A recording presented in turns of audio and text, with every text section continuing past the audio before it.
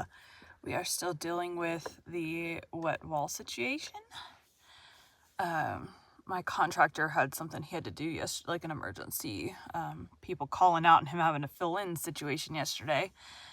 And then it rained overnight, so we got to find out what happens when your wall is open and leaking. Yay! Thankfully, it did not get to the carpet, so it should be fine. It's supposed to be dry tomorrow, but then it's supposed to rain over the weekend. Like Friday and Saturday, there's a chance of rain, so who knows.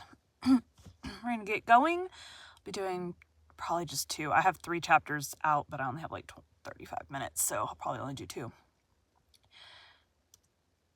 Today we'll be continuing The Adventures of Tom Sawyer by Mark Twain. Chapter 23.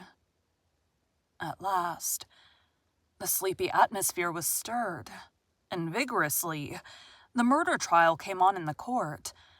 It became the absorbing topic of village talk immediately. Tom could not get away from it. Every reference to the murder sent a shudder to his heart, for his troubled conscience and fears almost persuaded him that these remarks were put forth in his hearing as feelers. He did not see how he could be suspected of knowing anything about the murder, but still he could not be comfortable in the midst of this gossip. It kept him in a cold shiver all the time. He took Huck to a lonely place to have a talk with him. It would be some relief to unseal his tongue for a little while, to divide his burden of distress with another sufferer. Moreover, he wanted to assure himself that Huck had remained discreet. Huck, have you ever told anybody about that? About what? You know what. Oh, of course I haven't. Never a word. This is Huck's voice. Make sure I'm getting it right. Hello, yourself. Yeah, I'm good. Never a solitary word, so help me. What makes you ask? Well, I was afeard. Why, Tom Sawyer, we wouldn't be alive 2 days if that got found out. You know that. Tom felt more comfortable. After a pause, Huck, they couldn't anybody get you to tell, could they? Get me to tell? Why, if I wanted that half-breed devil to drown me, they could get me to tell. They ain't no different way. Well, that's all right then.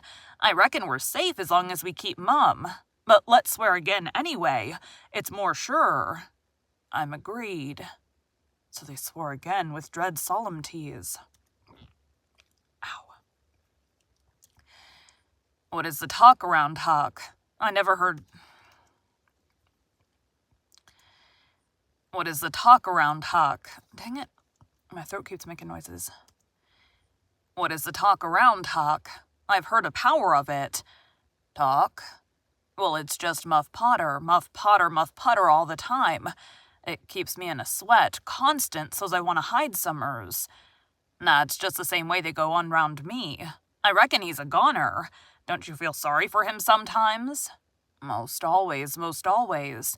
He ain't no account, but then he hain't ever done anything to hurt anybody. Just fishes a little to get money to get drunk on, and loafs around considerable.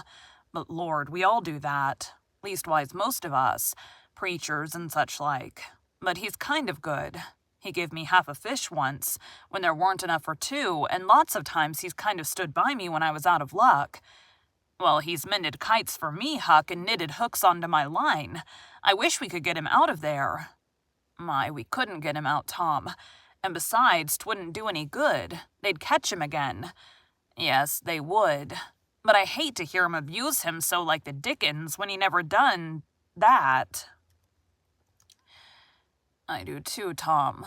Lord, I hear him say he's the bloodiest looking villain in this country, and they wonder he wasn't ever hung before. Yes, they talk like that all the time.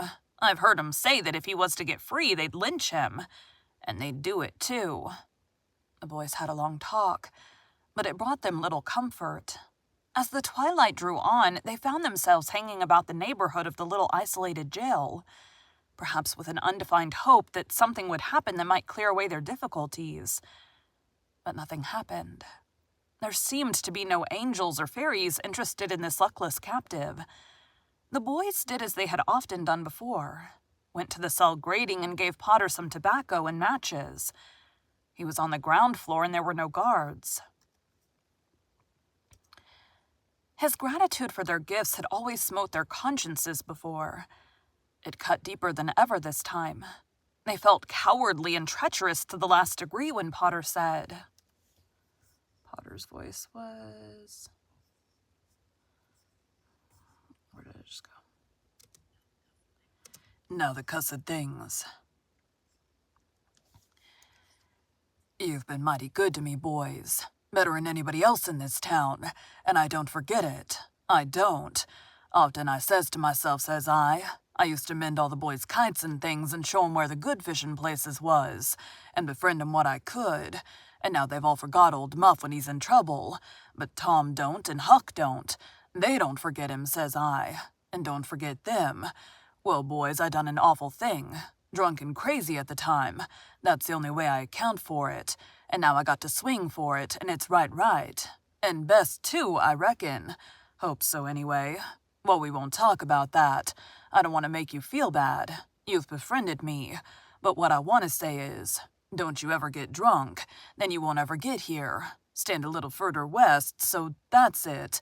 It's a prime comfort to see faces that's friendly when a body's in such a muck of trouble, and there don't none come here but yourn. Good friendly faces. Good friendly faces. Get up on one another's backs and let me touch 'em. That's it. Shake hands. Yourn'll come through the bars, but mine's too big. Little hands and weak, but they've helped Muff Potter a power, and they'd help him more if they could. Tom went home miserable, and his dreams that night were full of horrors. The next day and the day after, he hung about the courtroom, drawn by an almost irresistible impulse to go in, but forcing himself to stay out. Huck was having the same experience. They studiously avoided each other.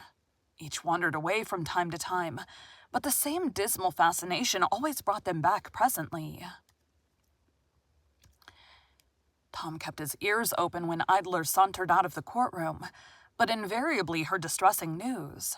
The toils were closing more and more relentlessly around poor Potter. At the end of the second day, the village talk was to the effect that Joe's evidence stood firm and unshaken, and that there was not the slightest question as to what the jury's verdict would be. Tom was out late that night, and came to bed through the window. He was in a tremendous state of excitement. It was hours before he got to sleep. All the village flocked to the courthouse the next morning, for this was to be the great day. Both sexes were about equally represented in the packed audience. After a long wait, the jury filed in and took their places. Shortly afterward, Potter, pale and haggard, timid and hopeless, was brought in, with chains upon him, and seated where all the curious eyes could stare at him. No less conspicuous was Joe, stolid as ever. There was another pause, and then the judge arrived and the sheriff proclaimed the opening of the court. The usual whisperings among the lawyers and gathering together of papers followed.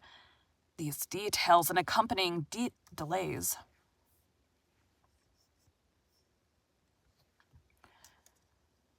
These details and accompanying delays worked up an atmosphere of preparation that was as impressive as it was fascinating. Not a witness was called who testified that he found Muff Potter washing in the brook at an early hour of the morning that the murder was discovered, and that he immediately sneaked away. Now a witness.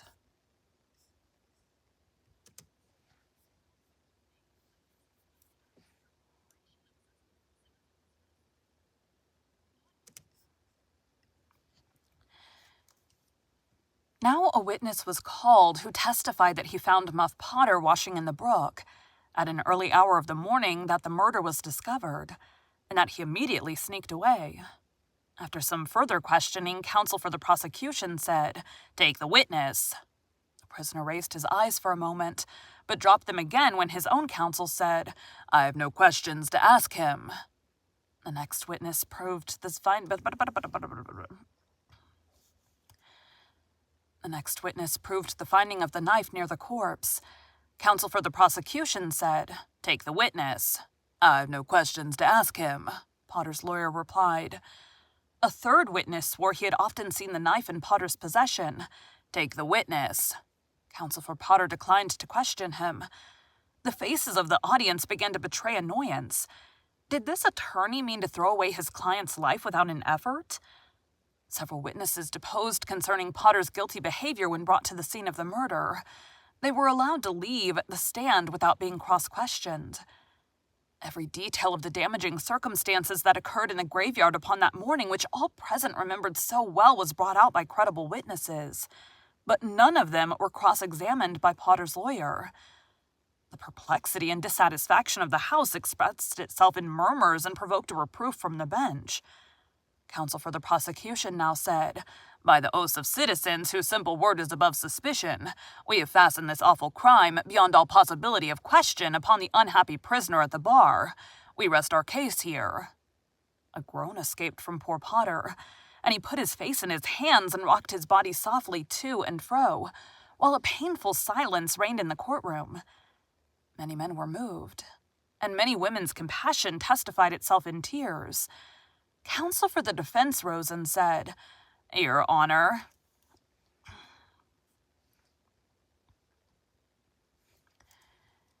in our remarks at the opening of this trial, we foreshadowed our purpose to prove that our client did this fearful deed while under the influence of a blind and irresponsible delirium produced by drink.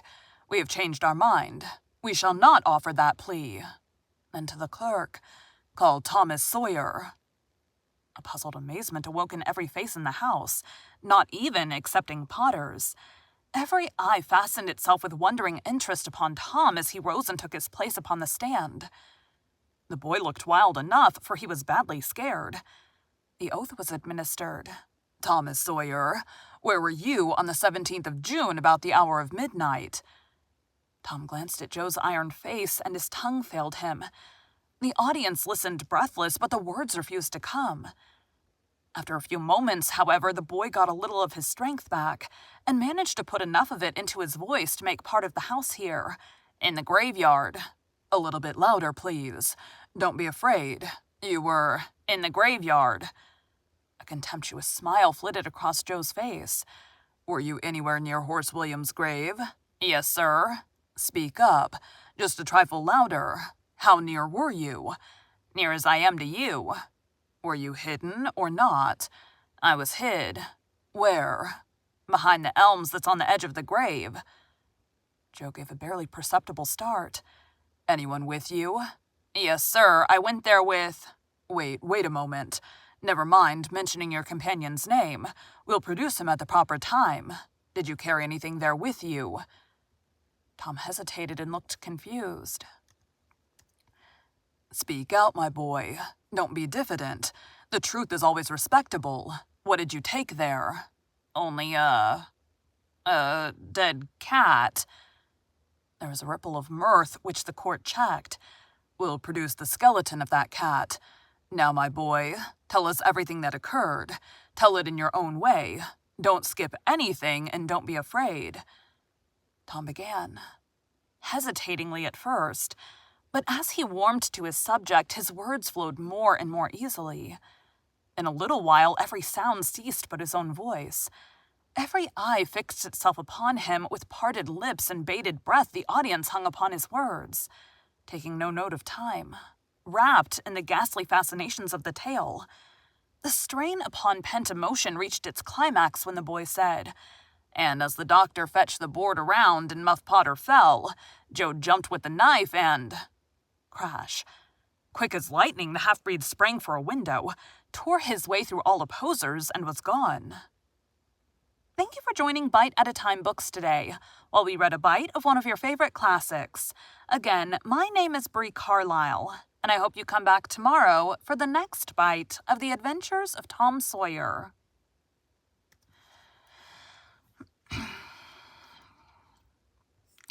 Yes, I do realize that half-breed is derogatory. However, there are some things with this, because there are no character descriptions beyond the things that are very not okay, or things that I'm not comfortable saying. That some things I am letting slip through so that you kind of know, because there's also a kid Joe Harper, so that little bit of stuff kind of distinguishes a little bit that we're not talking about kid Joe. Hopefully, I mean, I wish that people were just nice to each other and didn't call each other names. That would just be the best, wouldn't it?